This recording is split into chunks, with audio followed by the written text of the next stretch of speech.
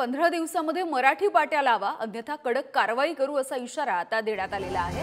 संभाजीनगर महापालिकेने संभाजीनगर मधल्या दुकानदार आणि मॉल्सना हा इशारा दिला आहे। संभाजीनगर मधल्या प्रोझोन मॉलमध्ये पालिका अधिकाऱ्यांनी जाऊन पाहणी सुद्धा केलेली आहे।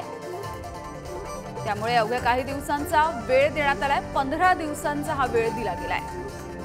याविषयी बोलूया, सचिन जिरे आमचे प्रतिनिधी आपल्या सोबत आहेत। सचिन, काय अधिकची माहिती आहे? एकूण याआधी सुद्धा अनेक वेळा इशारा देण्यात आला, मात्र आता आणखी 15 दिवस वाढवले गेलेले आहेत। हो, नक्कीच काल रविवार असल्याने मनपा आयुक्त जी श्रीकांत यांनी पाहणी केली। त्या पाहणीमध्ये असं आढळलं की अनेक जे दुकानं आहेत त्यांच्या दुकानांची मराठी नामफलक असलं पाहिजे ते दिसून आलेलं नव्हतं। इंग्रजी किंवा इतर भाषांमध्ये ते मोठ्या अक्षरामध्ये नावं होती। त्यामुळे मनपा आयुक्तांनी या प्रोझोन मॉलमध्ये पाहणी करून त्या सर्व दुकानदारांना 15 दिवसाचा नोटीस दिलेला आहे। 15 दिवसाची अल्टिमेटम दिलेला आहे। या 15 दिवसाच्या कालावधीमध्ये या सर्व दुकानांची नावं ही ठळकपणे आणि मोठ्या अक्षरात मराठीमध्ये लावावी अशा पद्धतीचे त्यांनी सांगितलेलं आहे। जर जो दुकानदार मराठी पाट्या लावणार नाही अशावरती कठोर पद्धतीची कारवाई ही केली जाणार आहे असा इशारा त्यांनी दिलेला आहे।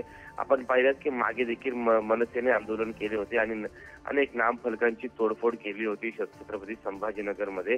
तसा प्रकार पुन्हा होऊ नये आणि कायद्याची अंमलबजावणी व्हावी यासाठी आता मनपा आयुक्तांनी मराठी पाट्याचा विषय गंभीरतेने घेतलेला आहे आणि स्वतः त्यांनी पाहणी करून आता 15 दिवसाचा अल्टिमेटम दिलेला आहे।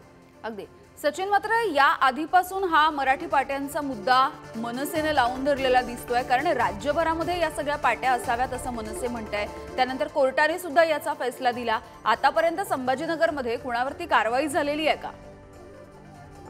या मराठी पाट्या संदर्भात कारवाई झाल्याचं अजून निदर्शनास नाही, कारण की पण मनसे वारंवार आंदोलन करते, निवेदन दिले जाते मनसेकडून छत्रपती संभाजीनगरमध्ये देखील। मात्र दुकानदारांची मानसिकता अशी दिसत नाहीये, कारण की आपण असं नग्न आहेत की पाट्या मराठीमध्ये लावलेल्या आहेत। बहुतांश प्रमाणात ज्या दुकानांच्या पाट्या आहेत त्या इंग्रजीमध्ये आहेत आज सध्या तरी। आणि आता मनपा आयुक्तांनी देखील आता हा जो पाऊल उचललेला आहे त्यामुळे कुठेतरी याचा परिणाम आता येत्या 15 दिवसात पाहावा लागेल। अगदी धन्यवाद सचिन या माहितीसाठी। Thank you.